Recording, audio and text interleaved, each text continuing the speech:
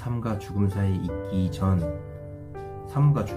있기 전 마지막에 두 번째로 포스팅한 글. 한 번이라도 내가 어쩌다 이렇게 됐을까라고 생각해 본 적 있는가? 미로 속에서 완전히 길을 잃었을 처럼 모든 건 당신 잘못이다. 왜냐하면 매번 어느 쪽으로 갈지 당신이 선택했기 때문이다. 여기서 빠져나갈 수 있는 길이 많다는 것도 안다.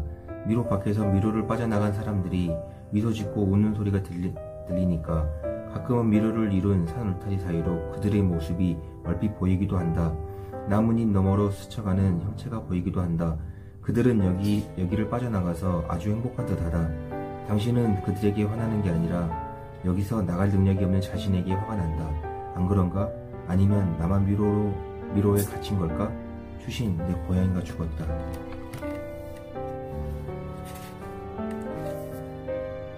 체스판. 자정의 도서관은 다시 고요했다. 애초에 선반이 움직이는 건 불가능하다는 듯이 노라는 지금 그들이 있는 곳이 도서관은 다른 구역이라는 느낌이 들었다. 그렇다고 해서 다른 방에 있다는 뜻은 아니었다. 이곳은 그저 끝없이 거대한 하나의 공간인 듯했기 때문이다. 책이 다 초록색이었기 때문에 정말로 다른 구역인지도 구분하기 어려웠다. 아까보다는 복도와 더 가까워진 했지만 꽂혀있는 책들 너머로 무언가 새로운 형체가 보였다. 사무용 책상과 컴퓨터였다. 마치 서가 사이의 통로에 임시 방편으로 간단한 사무실이라도 차린 것 같았다. 앨런 부인은 책상 앞에 앉아있지 않았다.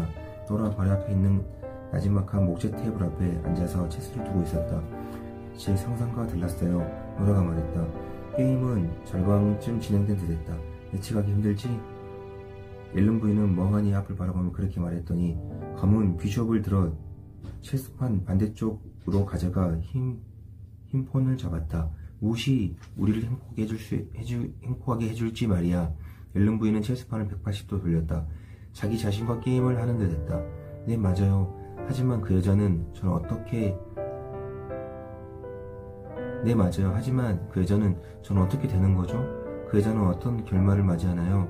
난들 알겠니? 난 그저 오늘만 알 뿐이야. 오늘에 대해서는 많이 알지. 하지만 내일 무슨 일이 일어날지 모른단다. 하지만 그 여자는 욕실에 있을 거고 어쩌다 거기 가게 됐는지 모를 거예요. 너도 그런 적 있지 않니?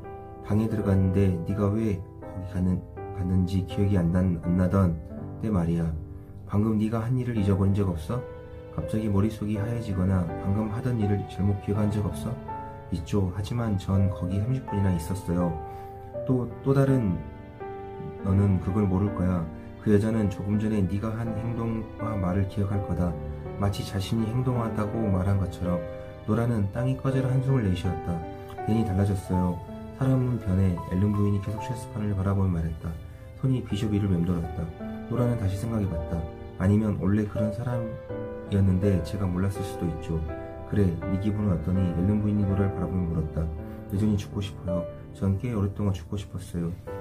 제가 곰곰이 생각해봤는데 노라시드는 빌어먹을 재앙같은 존재로 살아가는 고통이 제가 죽었을 때 다른 사람이 받게 될 고통보다 훨씬 커요. 사실 제가 죽으면 다들 안도할 거예요. 전 쓸모없는 사람이에요. 직장에서도 그렇죠. 전 모든 사람을 실망시켰어요. 솔직히 말해서 탄소 발자국만 낭비할 뿐이라고요. 전 사람들에게 상처를 줬고 주위에 아무도 안 남았어요. 심지어 가여운 벌추마저 떠났죠. 제가 제대로 보살피지 않았기 때문에 죽은 거예요. 전 죽고 싶어요. 제 삶은 재앙이고 전 그만 끝내고 싶어요. 저는 사는데 적합하지 않아요. 이런 체험도 아무런 의미가 없어요. 다른 삶에서 틀림없이 불행한 운명일 테니까요. 그게 나예요. 난 세상에 아무런 도움이 되지 않아요. 자기 연민에 빠져있죠. 그냥 죽고 싶어요. 앨런 부인은 노라를 뚫어지게 바라보았다. 마치 예전에 읽었지만 방금 새로운 의미를 찾아낸 책의 한 구절을 읽고 있다는 듯이. 그러고는 신중한 어조로 말했다. 하고 싶다는 건 재미있는 말이야. 그걸 결핍을 의미하지. 가끔씩 그 결핍을 서로 다른 걸 채워주면 원래 욕구는 완전히 사라져. 어쩌면 넌 무언가 원하기보다 무언가를 결핍된 건지 몰라. 네가 정말로 살고 싶은 삶이 있을 거다. 이번 삶이 그럴 줄 알았어요. 댄과 함께 하는 삶이요. 하지만 그렇지 않아요. 그래, 하지만 그게 네가 가능한 여러 삶 중 하나일 뿐이야. 무한대 중 하나는 아주 작은 파편일 뿐이지. 제가 살았을 수도 있는 모든 삶에는 제가 있어요. 그러니까 사실은 모든 삶이 가능한 건 아니죠. 앨런 부인은 그녀의 말을 듣고 있지 않았다. 자 말해보렴. 이제 어디로 가고 싶니? 아무데도 가고 싶지 않아요. 후회의 책을 한 번 더 볼래? 노라는 코를 찡그리며 머리를 살짝 저었다. 많은 후회가 한꺼번에 밀려와 숨이 막힐 뻔했던 느낌이 나 기억났다. 아니요. 네 고양이는 어때? 이름이 뭐라고 했지? 볼테리오. 좀 허세를 부리는 이름인데 사실 볼테리오는 허세를 부르는 고양이가 아니에요. 그래서 그냥 줄여서 볼치라고 불러요. 가끔은 볼치라고도 하고요. 제 기분이 아주 좋을 때만요. 물론 그런 기분은 드물죠. 좀 고양이 이름을 하나도 결정을 못한다니까요. 넌 네가 고양이를 잘 키우지 못했다고 했는데 다시 돌아간다면 뭘 다르게 해보겠니? 노라는 생각했다. 지금 앨런 부인이 자신과 게임을 한다는 느낌이 강하게 들었지만 그저 이름만 같은 고양이가 아니라 진짜 볼테를 다시 보고 싶었다. 사실 무엇보다도 그걸 원했다. 존 볼테르가 집 밖으로 나가지 않는 삶을 보고 싶어요. 라흐 볼테리오. 내가 자살을 시도하지 않고 고양이를 잘 키우면서 간밤에 볼테르가 집 밖으로 나가지 못하게 한 삶을 보고 싶어요. 인간이라도 좋으니 그런 삶을 살고 싶어요. 그런 삶도 존재하는 거죠?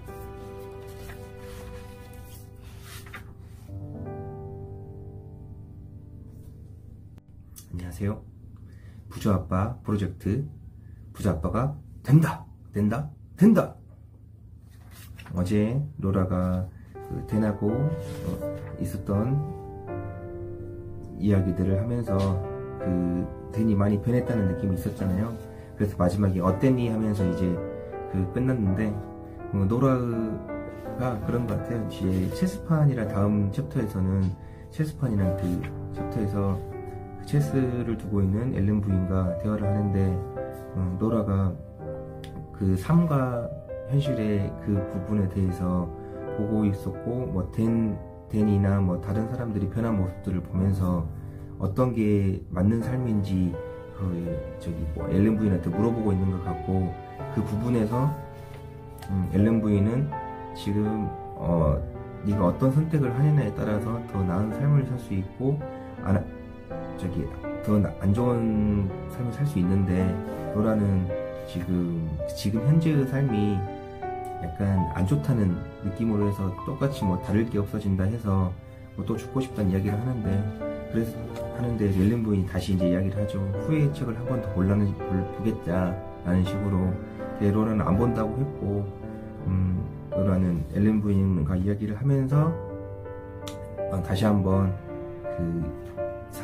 현실의 삶과 가상의 삶을 다시 한번 가서 경험을 해야겠다는 생각을 가진 것 같아요. 이 체스판을 앞에 두고 그 이야기를 하는 것 같습니다. 네, 오늘도